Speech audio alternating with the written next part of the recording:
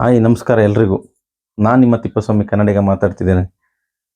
ಕನ್ನಡಿಗರ ಪಾಲಿಗೆ ಭಾಗ್ಯಗಳ ರಾಮಯ್ಯ, ಹಸಿದವರ ಪಾಲಿಗೆ ಅನ್ನದ ರಾಮಯ್ಯ, ಅವನೇ ನಮ್ಮ ಸಿದ್ದರಾಮನ ಉಂಡಿಯ ಸಿದ್ದರಾಮಯ್ಯ. ಸೊ ಈ ಒಂದು ಮಾತು ಹೇಳ್ತಾ ನಾನು ಈ ಒಂದು ಒಂದು ಚಿಕ್ಕ ವಿಡಿಯೋ ತುಣುಕಿನ ಸಂದೇಶದ ಬಗ್ಗೆ ನಿಮ್ಗೆ ಹಂಚ್ಕೊಳ್ಬೇಕಂತ ಅನ್ಸ್ಕೊಂಡಿದ್ದೀನಿ.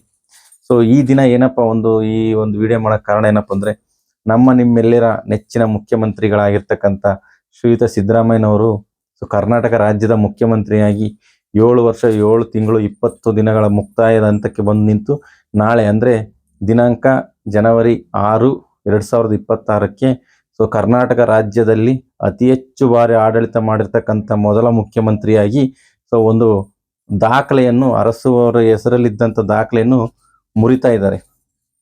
ಈ ಒಂದು ದಾಖಲೆ ಮುರಿಯೋದಕ್ಕೆ 45 ವರ್ಷಗಳ ಕಾಯಬೇಕಾಯ್ತು. ನಾವು 1980ರಲ್ಲಿ ಅರಸು ಅವರು ಮುಖ್ಯಮಂತ್ರಿಯಾಗಿ ಅಧಿಕಾರದಿಂದ ಕರ್ನಾಟಕದ ಜನತೆ 45 ವರ್ಷಗಳು ಕಾಯಬೇಕಾಯ್ತು ಅಂತಲೇ ಹೇಳ್ಬೋದು.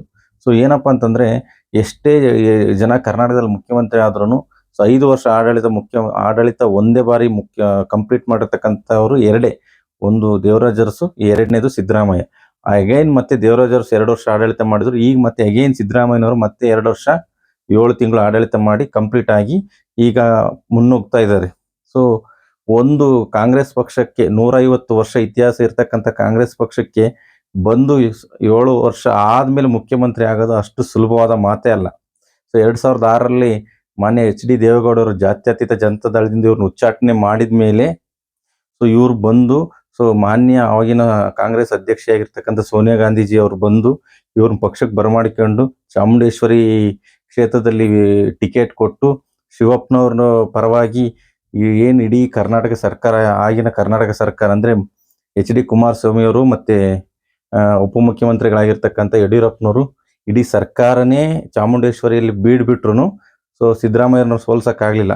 ಆ ಒಂದು ಗೆಲುವು ಇಡೀ ಕರ್ನಾಟಕದ ಗೆಲುವು. ಅಲ್ಲಿಂದ ಇವರು ಒಂದು ಮುಟ್ಟಿದ್ದೆಲ್ಲ ಚಿನ್ನನ ಅಂತ ಹೇಳ್ಬೋದು. 2009ರಿಂದ 2013ವರೆಗೂ ವಿಧಾನಸಭಾ ವಿರೋಧ ಪಕ್ಷದ ನಾಯಕರಾಗ್ತಾರೆ.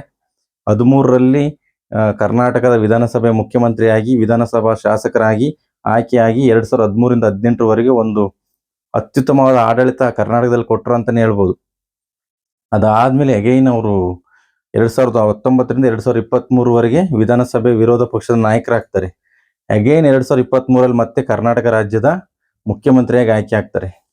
8 ಬಾರಿ ವಿಧಾನಸಭೆಯ ಸದಸ್ಯರಾಗಿ ಆಗಿರ್ತಕ್ಕಂಥ ಮುಖ್ಯಮಂತ್ರಿಗಳು 2 ಬಾರಿ ಲೋಕಸಭೆಯಲ್ಲಿ ಅವರು ಪರಾಜಿತರಾಗ್ತಾರೆ. ಅಂತ ಒಂದು ಅತ್ಯುತ್ತಮ ಒಂದು ವಾಕ್ಚಾತುರ್ಯತೆ, ಒಂದು ದೇಹದಾರ್ಢ್ಯತೆ, ಅತ್ಯುತ್ತಮ ಸಂವಹನಗಾರ ಅಂತಲೇ ಹೇಳ್ಬೋದು.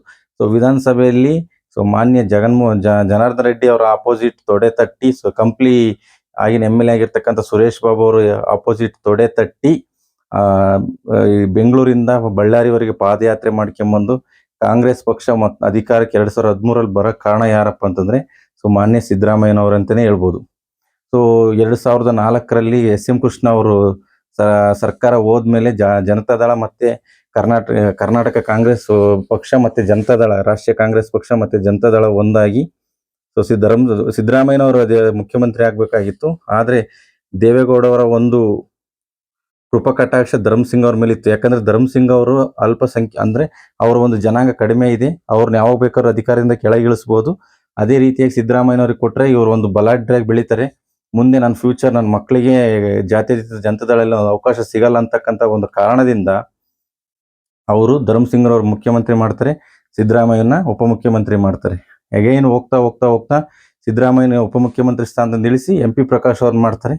ಅಗೈನ್ MP ಪ್ರಕಾಶ್ ಅವರು ಉಪಮುಖ್ಯಮಂತ್ರಿ ಮತ್ತು ಧರ್ಮಸಿಂಗ್ ಮುಖ್ಯಮಂತ್ರಿ ಆದಾಗ ಮಾನ್ಯ HD ಕುಮಾರಸ್ವಾಮಿ ಅವರೊಂದು ಶಾಸನ ಸಭೆಯ ಅವರೊಂದು ಪಕ್ಷದ ಒಂದು ಶಾಸಕರನ್ನು ತಗೊಂಡು ಯಡಿಯೂರಪ್ಪನವ್ರಿಗೆ ಸಪೋರ್ಟ್ ಮಾಡಿ ಅವ್ರು ಮುಖ್ಯಮಂತ್ರಿ ಆಗ್ತಾರೆ. ಆಗ ಸಿದ್ದರಾಮಯ್ಯನವರು ಜಾತ್ಯತೀತ ಜನತಾದಳದಿಂದ ಉಚ್ಚಾಟನೆಗೊಂಡು ಕಾಂಗ್ರೆಸ್ ಪಕ್ಷಕ್ಕೆ ಸೇರ್ಪಡೆ ಆಗ್ತಾರೆ. ಅಲ್ಲಿಂದ ಇವರು ಮುಟ್ಟಿದ್ದೆಲ್ಲ ಚಿನ್ನ. ಇವರು ನೋಡಿ 2 ಬಾರಿ ಉಪಮುಖ್ಯಮಂತ್ರಿ, 96ರಿಂದ 99 ತನಕ ಉಪಮುಖ್ಯಮಂತ್ರಿ, 2004ರಿಂದ 2005ರಲ್ಲಿ ಉಪಮುಖ್ಯಮಂತ್ರಿ, 2 ಬಾರಿ ಉಪಮುಖ್ಯಮಂತ್ರಿ ಆದರು, 2 ಬಾರಿ ಮುಖ್ಯಮಂತ್ರಿ ಆದರು. ಅತಿ ಹೆಚ್ಚು ಬಾರಿ ಕರ್ನಾಟಕದ ರಾಜ್ಯದಲ್ಲಿ ಬಜೆಟ್ ಮಂಡನೆ ಮಾಡಿರ್ತಕ್ಕಂಥ ವ್ಯಕ್ತಿ ಯಾರನ್ನ ಇದ್ರೆ ಅದು ಸಿದ್ದರಾಮಯ್ಯ. ಅಂತ ಒಂದು ಸಿದ್ದರಾಮಯ್ಯನವರು ಕರ್ನಾಟಕ ರಾಜ್ಯದಲ್ಲಿ ಅತಿ ಹೆಚ್ಚು ಆಡಳಿತ ಮಾಡಿರ್ತಕ್ಕಂಥ ಮುಖ್ಯಮಂತ್ರಿ ಪಟ್ಟವನ್ನು ತಾವು ಒಂದು ಅಲಂಕರಿಸ್ತಾರೆ. ಈ ನೋಡಿ, ದಕ್ಷಿಣ ಭಾರತದಲ್ಲಿ ಅತಿ ಹೆಚ್ಚು ಅಭಿವೃದ್ಧಿ ಹೊಂದಿದ ರಾಜ್ಯಗಳಲ್ಲಿ ಸೊ ನಮ್ಮದು ಸಹ ಒಂದು. ಅಂಥ ರಾಜ್ಯದಲ್ಲಿ ಅತಿ ಹೆಚ್ಚು ಬಾರಿ ಅಧಿಕಾರ ಮುಖ್ಯಮಂತ್ರಿ ಮಾಡ್ಬೇಕಂದ್ರೆ ಅಷ್ಟು ಸುಲಭ ಅಲ್ಲ. ಬಲಾಢ್ಯರಾಗಿರ್ತಕ್ಕಂಥ ಒಕ್ಕಲಿಗ ಮತ್ತು ಲಿಂಗಾಯತ ಜನಾಂಗದ ಮಧ್ಯೆ ಒಬ್ಬ ಹಿಂದುಳಿದ ವರ್ಗದ ನಾಯಕ ಒಂದು ಮುಖ್ಯಮಂತ್ರಿ ಸ್ಥಾನದಲ್ಲಿ ಅತಿ ಹೆಚ್ಚು ಬಾರಿ ಮಾಡ್ತಾರೆ ಅಂದರೆ ಅದು ದಾಖಲೆಯೇ ಸರಿ. ಯಾರೇನೇ ಇರಲಿ, ಅವ್ರು ವೈಯಕ್ತಿಕವಾಗಿ ಏನೇ ಟೀಕೆ ಮಾಡಲಿ, ಅವರ ಒಂದು ಆಡಳಿತದ ಬಗ್ಗೆ ಏನೇ ಟೀಕೆ ಮಾಡಲಿ, ಒಬ್ಬ ಮುಖ್ಯಮಂತ್ರಿಯಾಗಿ ಅತಿ ಹೆಚ್ಚು ದಿನ ಆಡಳಿತ ಮಾಡ್ಬೇಕಪ್ಪ ಅಂದರೆ ಅಷ್ಟು ಸುಲಭವಾದ ಮಾತೇ ಅಲ್ಲ. ಅತಿ ಹೆಚ್ಚು ಎಷ್ಟು ಜನ ಮುಖ್ಯಮಂತ್ರಿಗಳಾದರೂ 5 ವರ್ಷ ಕಂಪ್ಲೀಟ್ ಮಾಡೋಕ್ಕಾಗಿಲ್ಲ.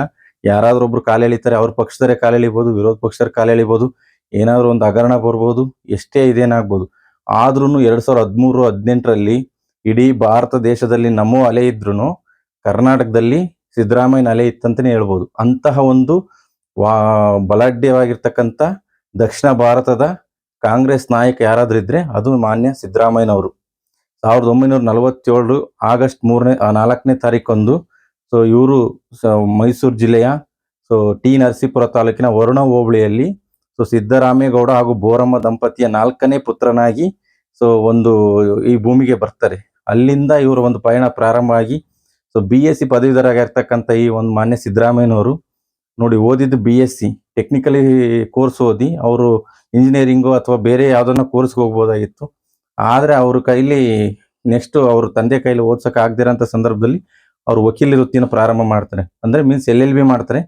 LLB ಆದಮೇಲೆ ಒಮ್ಮೆ ಆಗ್ಬೇಕಂತಂದೇಳಿ ಕನಸು ಕಂಡು ಕರ್ನಾಟಕದಲ್ಲಿ ಒಮ್ಮೆ ಮಾತ್ರ ಶಾಸಕ ಆಗ್ಬೇಕಂತ ಬಂದಿರತಕ್ಕಂಥ ಸಿದ್ದರಾಮಯ್ಯ ಇವತ್ತಿನ ದಿನ ಅತಿ ಹೆಚ್ಚು ದಿನ ಮುಖ್ಯಮಂತ್ರಿಯಾಗಿ ಕರ್ನಾಟಕದಲ್ಲಿ ದಾಖಲೆ ಬರೆಯುತ್ತಾ ಹೊಸ್ತಿಲಿಗೆ ಬಂದು ನಿಂತಿದ್ದಾರೆ. ಅಂದರೆ ಅಷ್ಟು ಸುಲಭವಾದ ಮಾತಲ್ಲ. ತನ್ನದೇ ಆಗಿರ್ತಕ್ಕಂಥ ವರ್ಚಸ್ಸು ವ್ಯಕ್ತಿತ್ವದಿಂದ ನಮ್ಮ ಕರ್ನಾಟಕ ರಾಜ್ಯದಲ್ಲಿ ಇವರು ಒಂದು ಆಡಳಿತ ಮಾಡಿದರೆ. ಇವರು ಮುಂದೆ ಆಡಳಿತ ಮಾಡ್ಬೋದು, ಮಾಡದೇ ಇರ್ಬೋದು, ಅಥವಾ ಇವ್ರನ್ನ ದಾಖಲೆ ಯಾರಾದರೂ ಮುರಿಬೋದು. ಆದರೂ ಒಬ್ಬ ಅಹಿಂದ ವರ್ಗದ ನಾಯಕ, ಅತ್ಯಂತ ಹಿಂದುಳಿದ ವರ್ಗದ ನಾಯಕ ಮಾನ್ಯ ಸಿದ್ದರಾಮಯ್ಯನವರು ಇಂಥ ಒಂದು ಸಮೃದ್ಧಿ ಕರ್ನಾಟಕದಲ್ಲಿ, ಸಂಪತ್ಭರಿತ ಕರ್ನಾಟಕ ರಾಜ್ಯದಲ್ಲಿ ಒಂದು ಮುಖ್ಯಮಂತ್ರಿಯಾಗಿ ಒಂದು ಆಡಳಿತ ಕೊಟ್ಟಿರೋದು ಎಲ್ರಿಗೂ ಅವ್ರ ಅಭಿಮಾನಿಯಾಗಿ ನನಗೆ ತುಂಬ ಖುಷಿಯಾಗಿದೆ ಅಂತ ಹೇಳ್ತಾ ಈ ನನ್ನ ಒಂದು ಮಾತು ಮುಗಿಸ್ತಿದ್ದೀನಿ. ಜೈ ಹಿಂದ್, ಜೈ ಕರ್ನಾಟಕ ಮಾತು.